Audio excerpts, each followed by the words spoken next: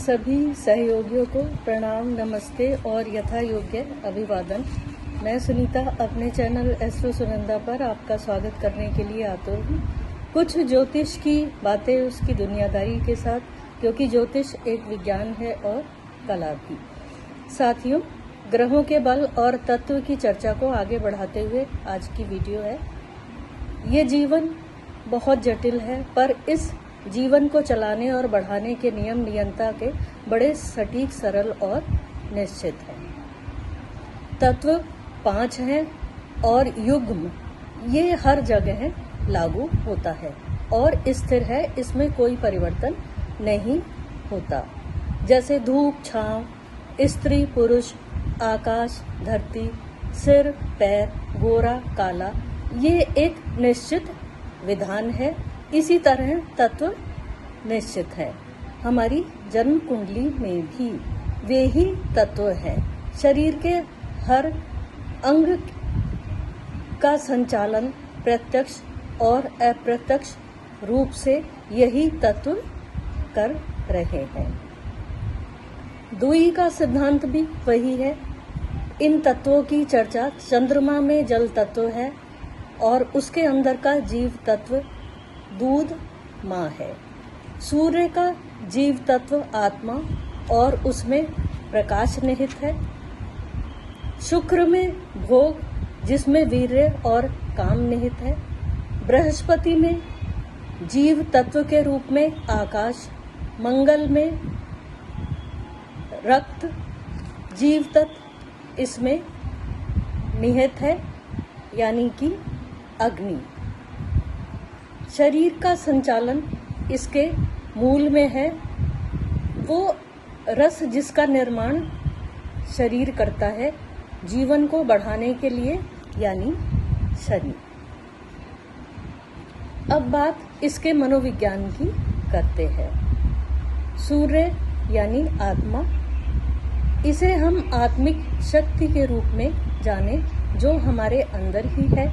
ये ही शक्ति हमें जिंदा रखती है। इसके बिना शरीर क्षीण होने लगता है। जिसके पास जीवन खरीदने या चलाने के लिए कुछ भी न हो, फिर भी शरीर स्वस्थ हो, वहीं ये जीवनी शक्ति परिलक्षित हो सकती है, या हम इसे पहचान सकते हैं कि जीवनी शक्ति क्या है। इसमें जो प्रकाश तत्व आत्मा है, वो ही उसका बल उसके अंदर ही निहित है। मन यानी चंद्रमा, यानी दुनिया के इस विराट स्वरूप को एंजॉय करने की क्षमता, यही मन है। इसकी क्षमता का घेरा अपार है। आंखें 2 हैं, उनमें सूर्य ने प्रकाश दिया है, पर इन 2 आंखों से पल भर में दूर दूर तक का कितना कुछ देख पाते हैं। ये इन आंखों के भीतर बैठे चंद्रमा की देन है। जल तत्व, ये तत्व यदि कम हो जाए तो रोशनी में कमी आ जाती है। आपने भी सुना होगा कि आंखें सूख रही हैं। बुद्ध धारण करने की क्षमता है। यहाँ पृथ्वी तत्व यानी बुद्धि, ये हरियाली है। प्रकाश, पानी और मिट्टी से छोटे से अंकुर को विशाल वृक्ष में बदलने की क्षमता। हरियाली हो तो जीवन कैसा होगा, शायद न हो तो कैसा होगा, शायद हो ही ना, धीरे धीरे नष्ट हो जाए। जीवन संतुलित पंच तत्वों के संचालन और मिलन से ही संभव है। मंगल आग है। शरीर की जठराग्नि, ये न हो तो खाया पिया पचेगा नहीं, शरीर नहीं बढ़ेगा। शनि रसायन है। इसमें भी सभी तत्व मौजूद हैं जो हमारी नसों नाड़ियों में जीवन लिए दौड़ रहे हैं। अब थोड़ा शरीर के अंदर झांके। चंद्रमा यानी लीवर, जो शरीर में खाना पचाता है। जठराग्नि के द्वारा इसमें रस निकलते हैं और एक निश्चित तापमान में, और भी गहरे में जाएं तो एक कहावत आपने सुनी होगी, दुख पी लिया। मन चीजों को तरल बना देता है।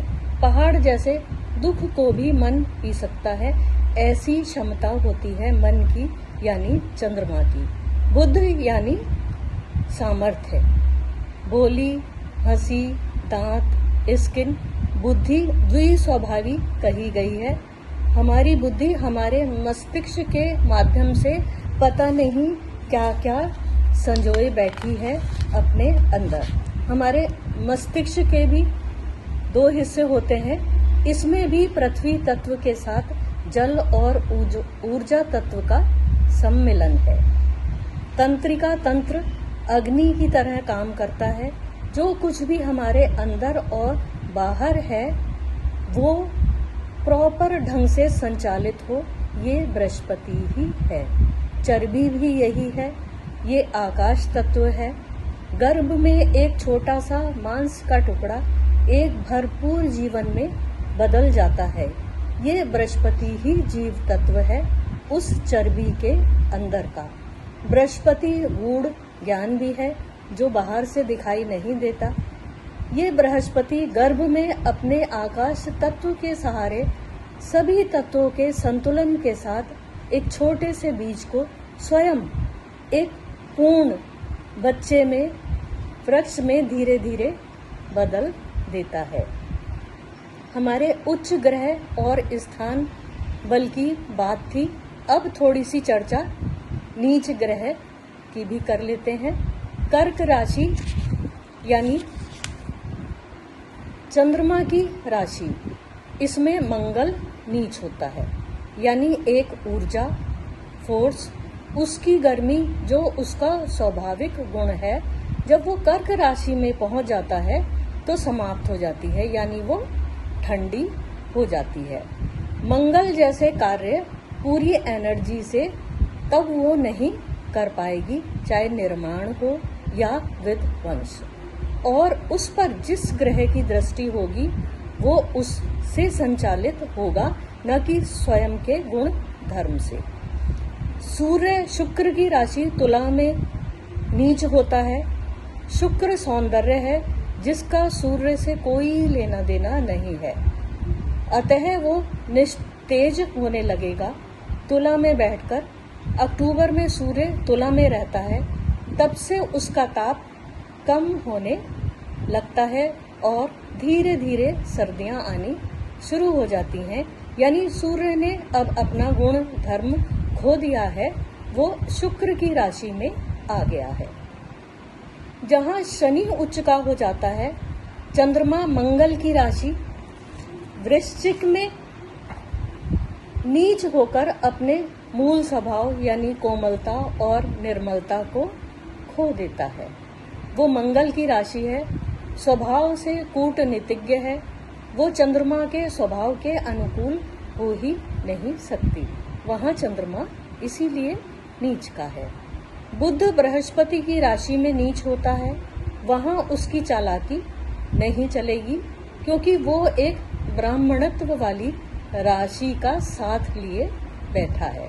नीच का मतलब है अपने स्वभाव के मूल स्वरूप को खो देना और विजातीय तत्व में जाकर बैठ जाना, जो आपके अनुकूल नहीं है, उसका गुणधर्म आपसे नहीं मिलता। साथियों, बताइएगा ये चर्चाएं ग्रहों के विज्ञान और मनोविज्ञान की आपको कैसी लग रही हैं? आप अपने प्रश्न भेज सकते हैं। अब इस चर्चा को नक्षत्रों के सहारे से आगे बढ़ाएंगे और विज्ञान मनोविज्ञान दोनों को समझेंगे। शरीर के बाहरी अंगों का, उसके अंदर के अंगों का और बहुत अंदर के सूक्ष्म शरीरों का भी, जो नक्षत्र के द्वारा ही समझा जा सकता है। कृपया मुझे सब्सक्राइब कर लीजिए, जिससे नोटिफिकेशंस आपको मिलते रहें। मेरे चैनल एस्ट्रो सुनंदा सुनीता पर बने रहिए, उसे सब्सक्राइब और लाइक भी कीजिए। अब मुझे आज्ञा दीजिए, अगली वीडियो तक के लिए नमस्कार। कोशिश करूंगी गुरु पूर्णिमा के दिन आपसे अवश्य भेंट हो एक छोटी सी वार्ता के साथ।